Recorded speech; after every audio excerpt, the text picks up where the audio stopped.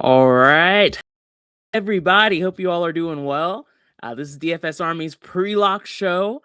We're just gonna walk through this slate. We'll talk through the guys we like, the guys we don't.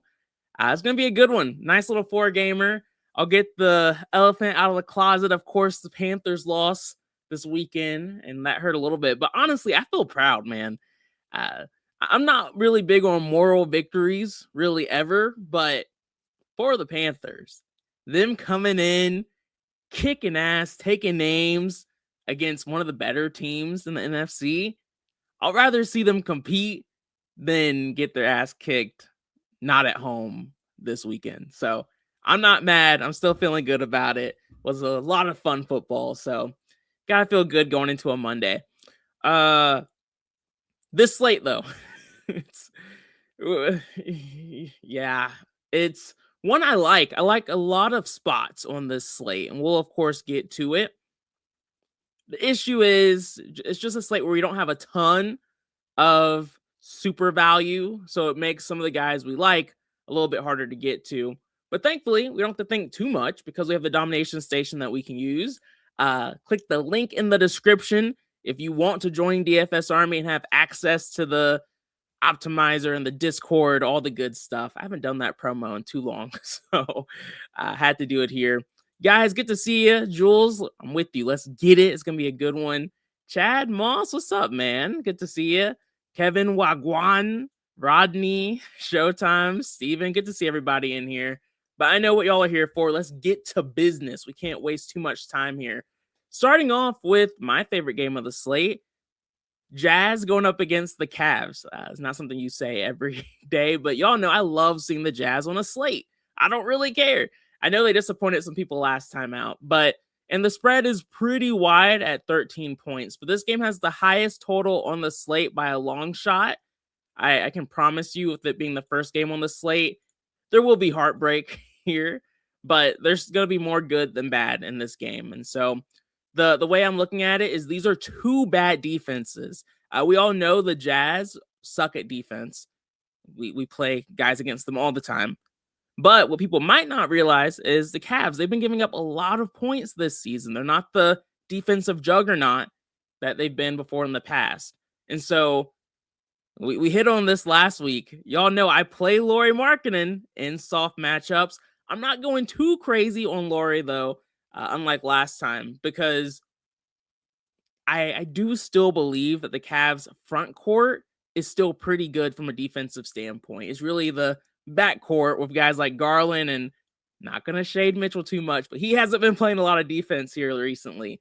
So I like playing guards against the Cavs more than bigs, but Markkanen's still a pretty good player. This is a bit of a revenge narrative for him too. So 20% min. Wait, did Markkanen play on the Cavs, or am I making that up? I don't really. We have time. I can look this up right quick. On Cavs.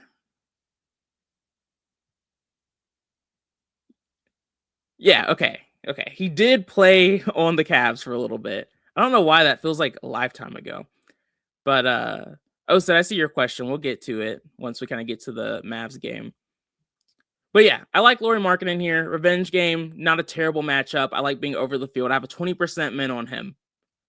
Keontae George is my leverage play of the slate. Usually I'll go double the field on somebody, but I'm going to go triple the field on Keontae. He disappointed a lot of people last game out, but I don't really care about last game out. I like this spot for him. I play Keontae George even in tough matchups. As long as he's low owned, he's someone I like forcing exposure to. And even when he's chalky, I don't really care too much on a small slate. But he is criminally under-owned for me on a 4-game slate. He has 50-point upside, and he's only 8,300. 30% min there for me. Nurkic, I just have exposure to because it's the highest total on the slate. I have a 15% min on him. Don't love him. Kind of like I mentioned, I don't love the front court guys as much as I do the back court here. And then the rest of the role players here, looks like Ace Bailey is probably going to play tonight, or is going to play tonight, or attempt to play tonight. Who knows? He doesn't really do much. But him playing does make things gross, just because this is already a team that has a pretty deep rotation, and it just gets deeper. So like guys like Taylor Hendricks, Cody Williams, Walter Clayton, Kevin Love, Ace Bailey, Kyle Filipowski, we've seen all of these guys have good moments or good games, but when this team's basically healthy, they're all going to see minutes and no one stands out for me, which is disappointing, but it's the way it is. And then Isaiah Collier's too pricey for me on this one. And then Bryce is a hell no for me.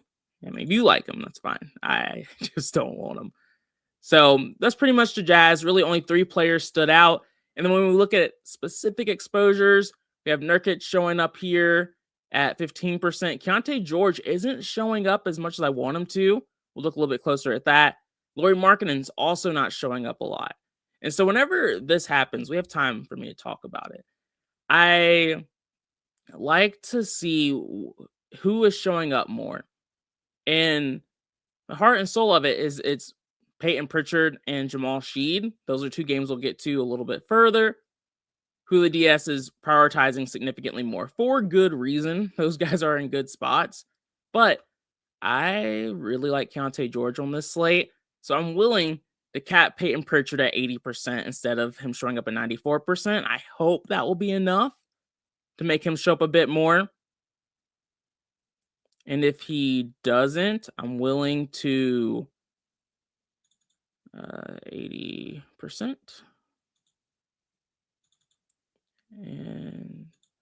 But yeah, if he doesn't show up with me capping Pritchard at 80, I'm willing to boost his projection a bit. So we'll see what happens. All right, next up we have the Cavs going up against the Jazz, and we say it every single time we see the Jazz on a slate. Guys have their big games against the Jazz. It's 1 for 1. We've seen it on multiple occasions. Not too much to overthink about if we're playing someone from the Cavs. The tougher part is who's going to be that guy who goes off against the Jazz.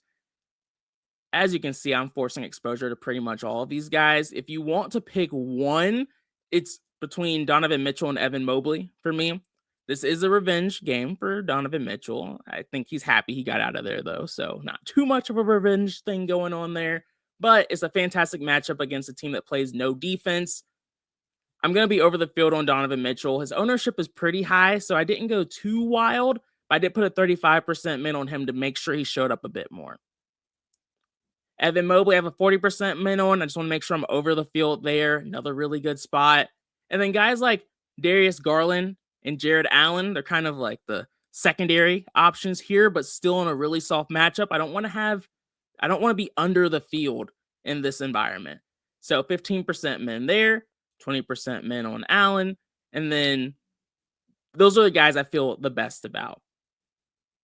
After that, we go to the sim model. Like I mentioned, there's value on this slate, but there's not a lot of value I love or that I trust a lot. And so I'm looking in all these games for just other potential value options I can add into the mix, just in case some of the value we have currently that's just okay doesn't go the way we want it to.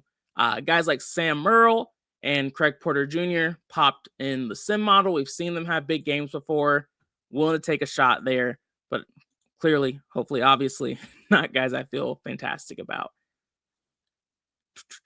So yeah, I like this game a lot. So that's why I spent a bit more time on it. Let's look at the Jazz again. And yeah, I think Keontae George is now showing up in 13% of my lineups. I get it. I just like him a bit more. So I'm going to put like a 43-point projection. I'm going to have to play around with that a bit. I don't care enough about Lauri Markkanen to make him show up more. As long as he's showing up in my runs, I'm fine with that.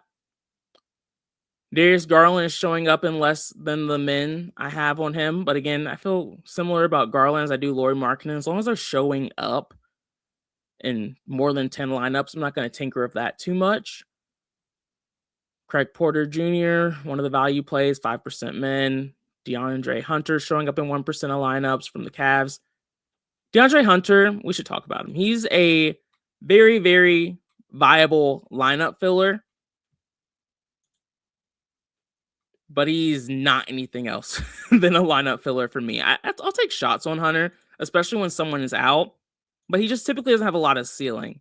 He's pretty solid for 20 to 25 points, which isn't bad. There's just typically not a lot of ceiling unless someone is out. And even then, he's just a relatively low usage rate player when everybody's healthy. And then let's look. Yep. Merle showing up where we have him. Allen is showing up where we have him. Donovan Mitchell is showing up a little bit more than we have him. Evan Mobley showing up a little bit more than we have him. That's because the DS like those guys already. And I just kind of put the men's on them to make sure I didn't lose exposure. So I like what I'm seeing from the DS so far with those changes. Nothing else to adjust. Did we already? Yeah, I changed his projection. I'm talking about Keontae George, and now I just want to see where he shows up. Osa said Laurie Hauser or Cooper Hugo. I would go second side. I like Hugo a little bit.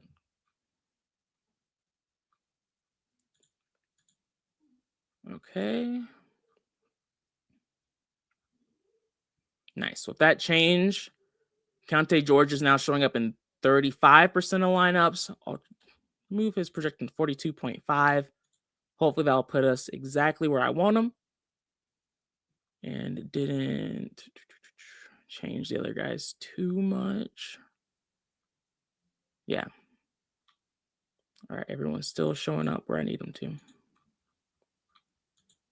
All right, second game on the slate. We have the 76ers going up against the Raptors, tied for the lowest total on the slate. So that's never something I love. Sixers are favored by about 3.5 points. So close spread that balances things out a little bit. Both of these teams played last night. Differences last night, the Sixers had a lot of guys. And then, of course, today we have Paul George questionable, Joel Embiid questionable.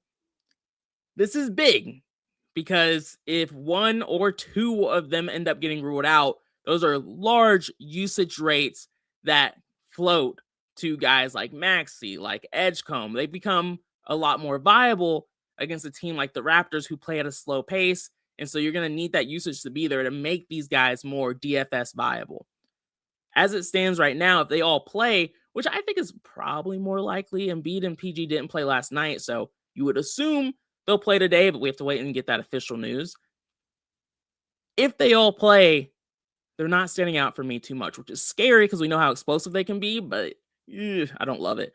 I have a 5% min on Maxey because we just know what he can do, but I doubt he's even showing up that much. Yeah, he's not showing up at all, even with that min. I'm going to take it off. He becomes more viable for me if we get an Embiid or PG out. Maxey, in my mind, is pretty matchup proof. We just don't have a lot of value to help us get to a guy like Maxey without just playing a ton of turds in your lineups and not some of these mid-range guys who are in some really good spots. So, unfortunately, not going to take a shot there. The Raptors are a bit more interesting because we already have most of the news. Brandon Ingram is questionable. That will impact things a lot, so we have to keep a close eye out for that. But guys like RJ Barrett's already been ruled out. Jakob Poeltl is out.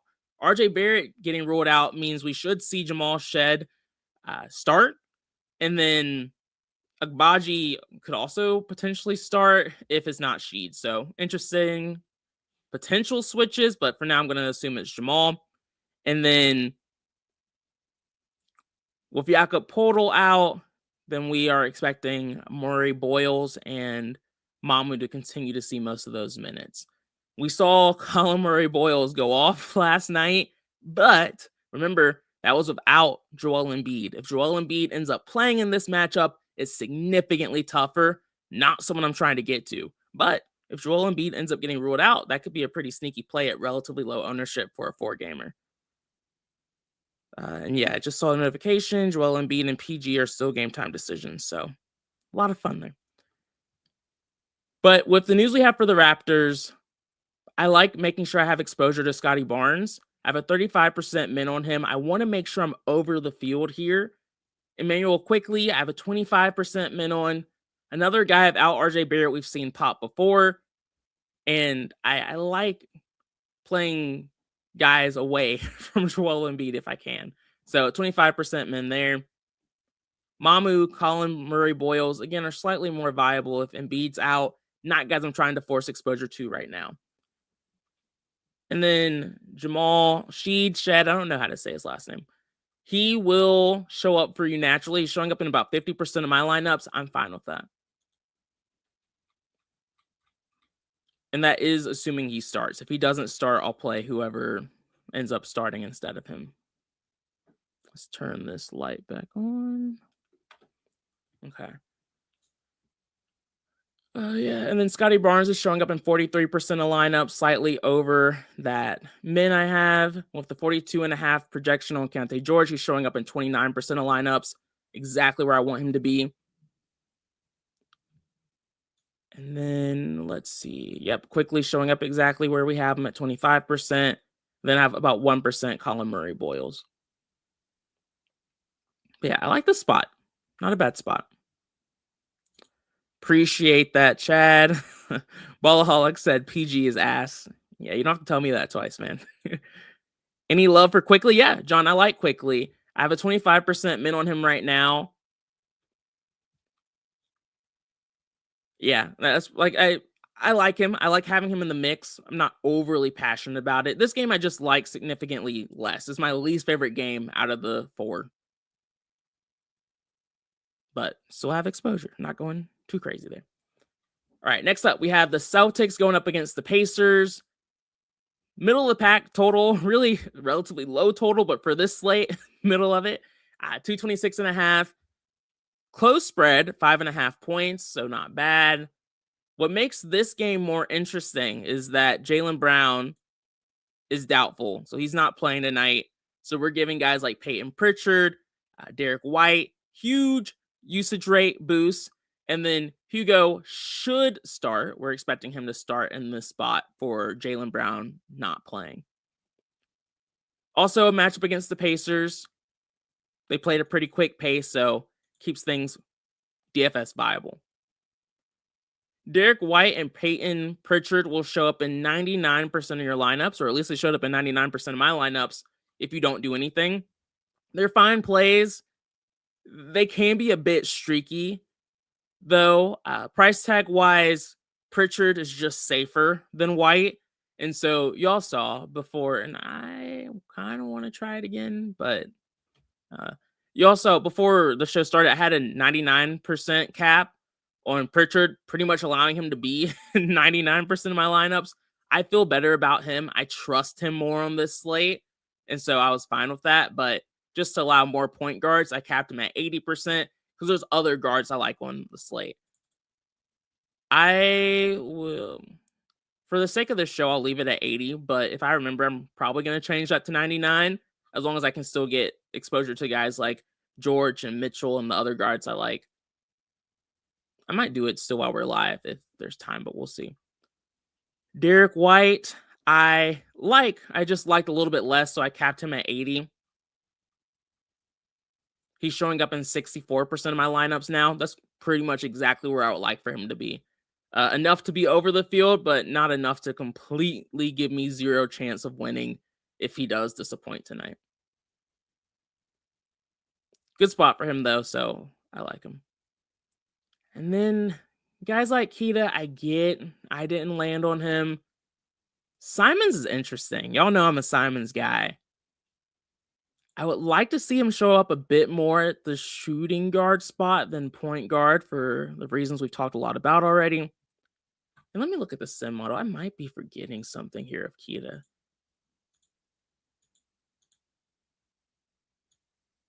Nah, sim doesn't love him.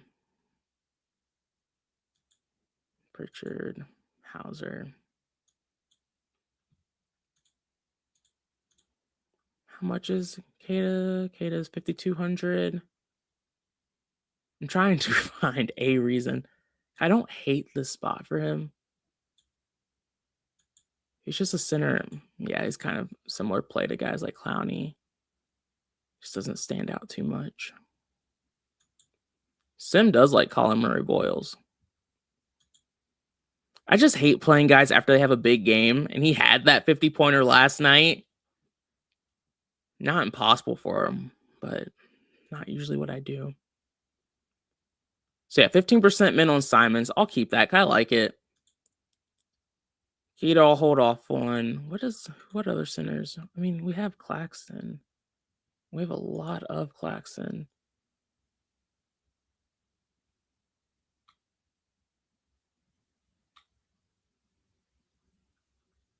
How much is Claxton? 5,700. Yeah, Claxton just pops a lot more than Kata. So yeah, I'll just hold off. I won't force a min on him. If he doesn't show up by himself, then so be it. 15% min on Simons, though. The minutes should be there with Brown out. I don't hate the matchup. He can be a good points per minute player, so I'll put a 15% min on him. Just kind of betting for some upside, even though it's not super likely. Hauser, I did cap at 50%. Hauser's questionable, so we don't know if he's going to play or not yet. His minutes stabilize with Jaylen Brown out. He typically, starts, so I would expect him to start here. If he doesn't, that would give me more of a red flag that he might not play. I just capped him at 50 just because it just seems weird what's going on with him. Just all the waiting. And then with him being really chalky with the Q tag, I just didn't want to have 99% of him, so I capped him at 50. And then Hugo, like we mentioned, I think he could be a little sneaky here. Starting, not a great points per minute guy by any means, but let me see with Hugo. We have seen when he sees 30 plus minutes, he can have 25 plus fantasy point upside, which at 3,800 or 3,600 on a slate with not a lot of great value, I'm willing to bet on. So I put a 15% min on him, just really kind of betting on those minutes, hoping he can exceed 30. Great question, Kate Catastrophe. Like, who the fuck is Hugo Gonzalez? He should start here tonight for Jaylen Brown, which is the only reason I'm considering him. He's shown some life already this season, so it's one of those value plays I'm willing to get some exposure to, but it's Hugo Gonzalez. I capped Sam Hauser at 50%. Still gives us some leverage. I just didn't want him in 80% of my lineups. Couldn't do it. He's a streaky shooter too. Like, he's very scoring dependent. He doesn't really get us a lot of fantasy points outside of that. Can he do that tonight? Yes, especially without Jaylen Brown. I'm not trying to tell everyone to fade him. I just didn't want him in 80% of my lineups. 50%, much better for me. For the way I like to play, at least. Next up, we have the Pacers side of this game, and it's a lot worse than Boston. The Boston side of this game. For Indiana, we got the Andrew Nembhard news, I think, just a little bit ago. Yeah, Andrew Nembhard's now available to play. He was questionable, which was the only reason these guys felt a little bit viable. But now with this team basically healthy, Benedict Matherin's out, but that's not new information. So just with the information we have, a lack of news here.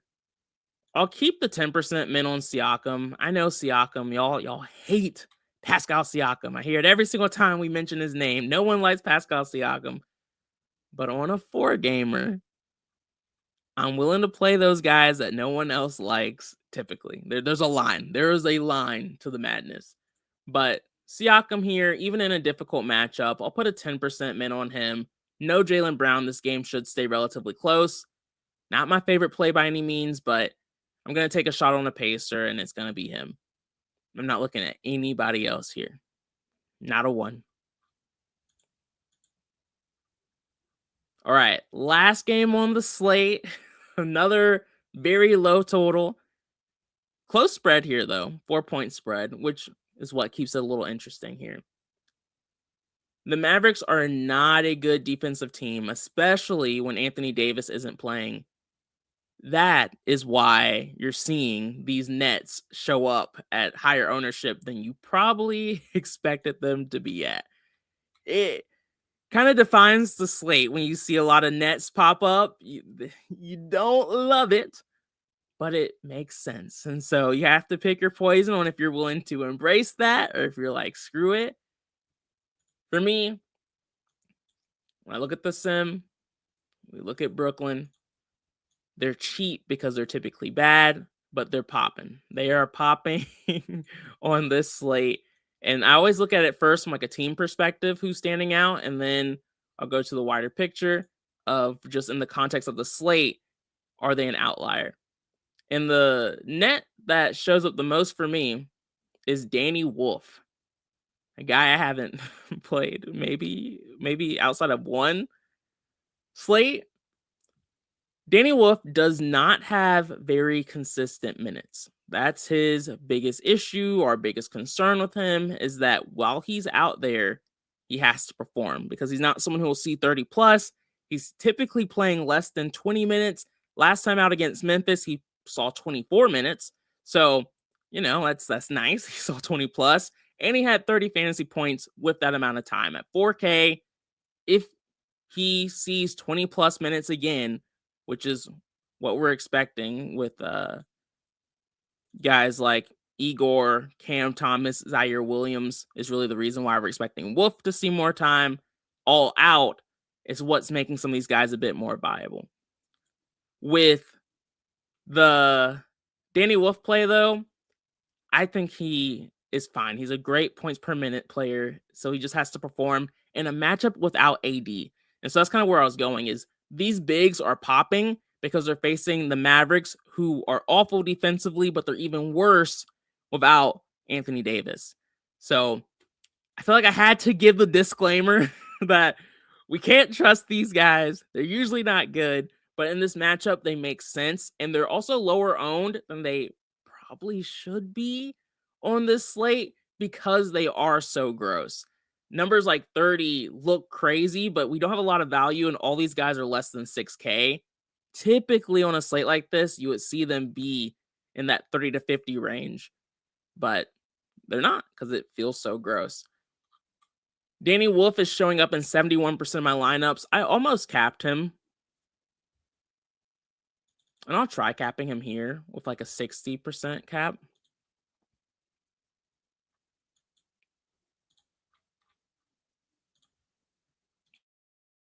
But when I did it earlier, I didn't love what I was seeing. E-Money said Walker in play for Indy. Let's see. Jarris Walker? I didn't look at him too closely. Let me see if I was missing anything. Yeah. He's only projected 26. We have him projected for 26 minutes. That's not bad for him. Very low points per minute guy. He's not going to be owned. 4,100. There are definitely guys who project worse, like Vanderbilt, Bona, Klay Thompson. I don't love the Walker play. It is just another value play of getting different, though. I would prefer taking shots of guys who are also in this range, but closer to like a Shed or Craig Porter Jr., Danny Wolf, Sam Hauser. Those are some of the names I would prefer, but they're also higher owned. So it's not awful. It's just not a play I love, but Okay, I'll dig a little bit more with you. Let's see what's Walker been doing and why. Jarris Walker. Yeah, last time out he saw 29 minutes against Miami. That's something he literally hasn't done that though this entire season. That kind of performance. Plus, he rarely sees 29 minutes. I wasn't looking at Saturday's slate, but I would assume someone was probably out to cause that too. Walker, Texas Ranger. But again, not an awful play by any means. Things could be turning in the right direction for him. They don't really know what they're doing over there in Indiana. So it wouldn't shock me, but still not my favorite. Mm-hmm. All right. Gotta stay focused. Nets. Sorry, guys. My ADHD. I keep talking about it. It throws me off all the time. All right. For the Nets, again, I like this matchup. Starting off with the bigs, I have a 40% min on Nick Claxton. Wolf shows up by himself. We've been on this Michael Porter Jr. train for a while, but Cam Thomas is out, which means Michael Porter Jr. will just continue to take all the shots he wants against a bad defense.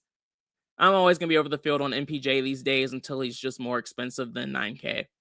So he's a shooter. He's got to make the shots, but this is a good spot for him. Dang, 9,200 on FanDuel? I might have to think about that one a little bit more. But depending on his ownership, I would maybe still be over the field on him. Claxton we talked about. Clowney is just fine. Not someone I'm trying to force in. Let's see, does he show up by himself?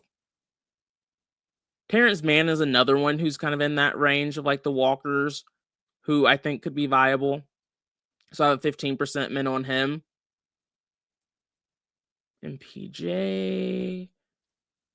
Drake Powell, I have a 15% min on. Again, just trying to mix and match these value options, which is why I didn't like shit on the Walker play too much, because we don't have great value. And so taking a shot on a couple of these guys isn't crazy. So I have a 15% min on Drake Powell, trying to do that just with some of the guys they're missing, like Cam Thomas. He should have more opportunities if his shot is falling. Not a good player, not someone I trust. Minutes aren't really there, but it's one of those spots where there's slightly more potential than there usually is. So 15% min there. Terrence Mann, 15%. And then I think that's pretty much it for me. It looks like guys like Nolan Traore are showing up in 4% of my lineups. I don't know who that is. I'm assuming he's showing up a bit more of Igor Dimon out. So they're expecting him to see some of those minutes.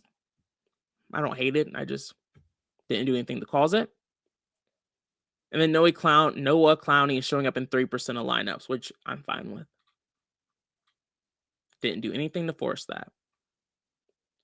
The Mavs are interesting. The tough part here is we don't have all of the news to be able to sit back and relax on it yet. Anthony Davis is out, which I mentioned, which means Gafford becomes a much more viable and borderline good play. The tough thing is the Nets play at a slow pace, which makes them a better defense, at least when it comes into like they don't give a lot of points because they play so slow. And so fantasy production against the Nets is typically something you don't want to attack, but on a 4-gamer, I'm willing to, do that a bit more, especially when there's a star out like Anthony Davis. And so that makes Daniel Gafford a really, really strong center play at 5K, but he's questionable. And so with him questionable, it makes things a bit tougher. I still have a 20% min on him just because he wasn't showing up at all without it. And I would rather late swap to one of the Nets bigs than not have any exposure to Gafford. So made him a priority, put a 20% min there. And then PJ Washington's doubtful, which means Najee Marshall should continue to start. And that's pretty much it from injury news. Oh yeah, Brandon Williams is doubtful, which is why we're expecting guys like Russell, D'Angelo Russell, and Ryan Nembhard to have a slightly higher floor when it comes to minutes. I like Ryan Nembhard tonight. He's basically a leverage play for me tonight. I put a 15% min on him. Nembhard at 4,700 should see anywhere from like 23 to 28 minutes. Last time out against Chicago, he saw 29 minutes. They're going to need him tonight. And the issue here is the Mavs just don't have a lot of good guard options, and so they're just trying to make do. I don't think you need 15%, but I like him. And so I put a 15% min on him. I like being over the field. I like being double the field, pre-lock show leverage play, but it is very risky and very gross. I don't feel great about it. I think I want to double check something before I say it. Indiana. Dallas. We have Walker, Nembhard. Yeah, it doesn't shock me. Sim model does not like Nembhard as much as I do. I was going to say, I think I would prefer Walker even before a guy like Nembhard, but just in like your large field GPPs, I am happy to be over the field on a guy like Nembhard just because of the potential he has in a spot like this. So it all just kind of depends on how you're thinking about the slate. So over the field on Nembhard, and then the rest of these guys show up by, and I have a 50% min on Cooper Flag. Difficult matchup, like I keep saying, but at his price tag, with his usage rate when D'Angelo Russell or Anthony Davis is out, that's something I want to be over the field on. So I forced that 50% min on him for that reason. Just really too cheap without AD. But it is still a tough matchup. I'll keep hammering that home. It won't be easy for these guys tonight.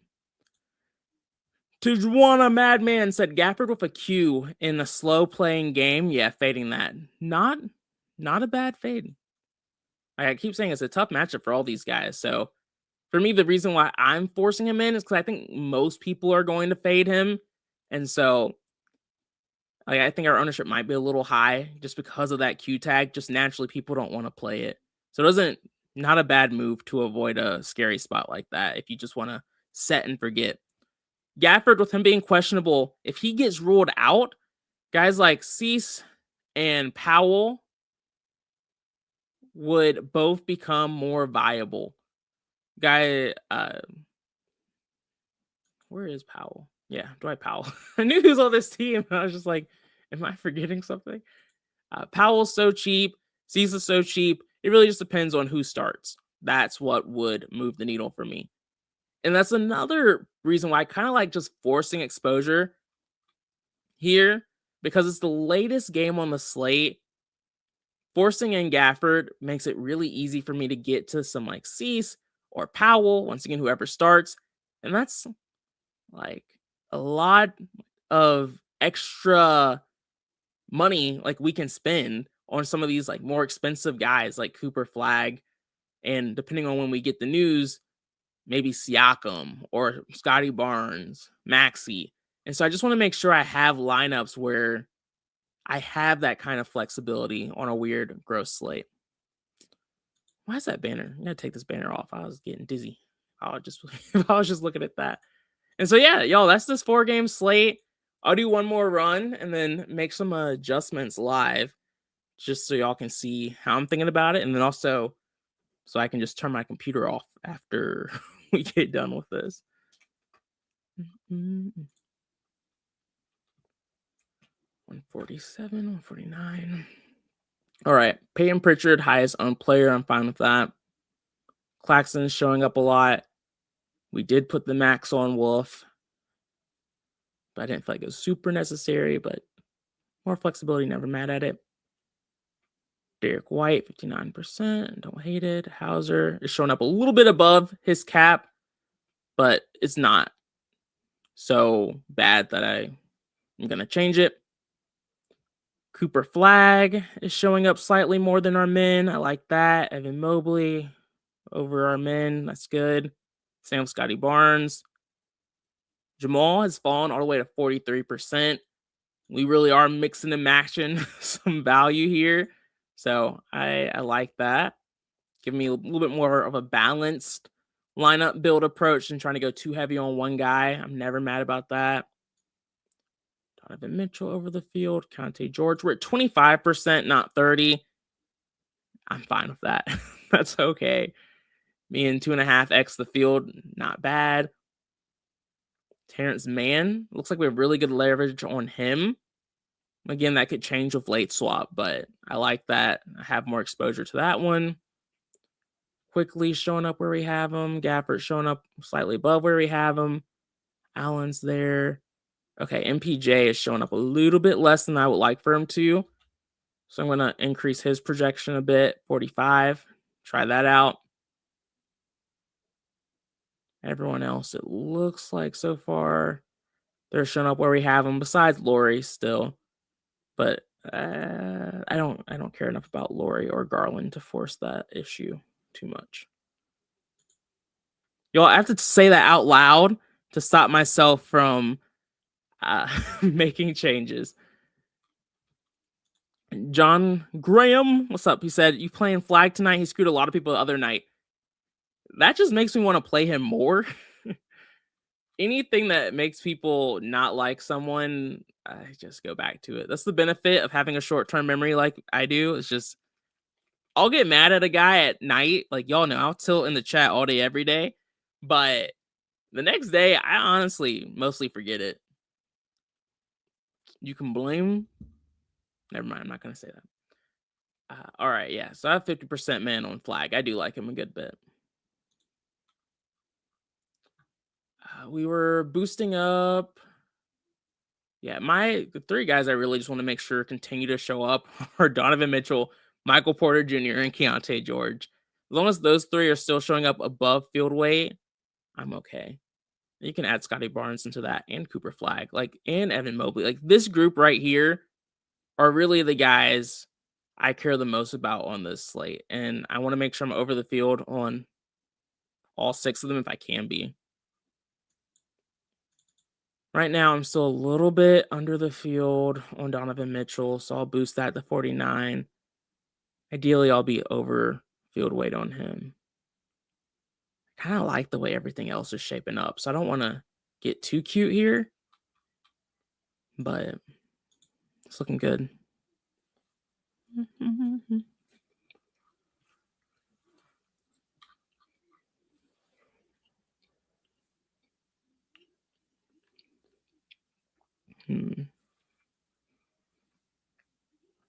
All right.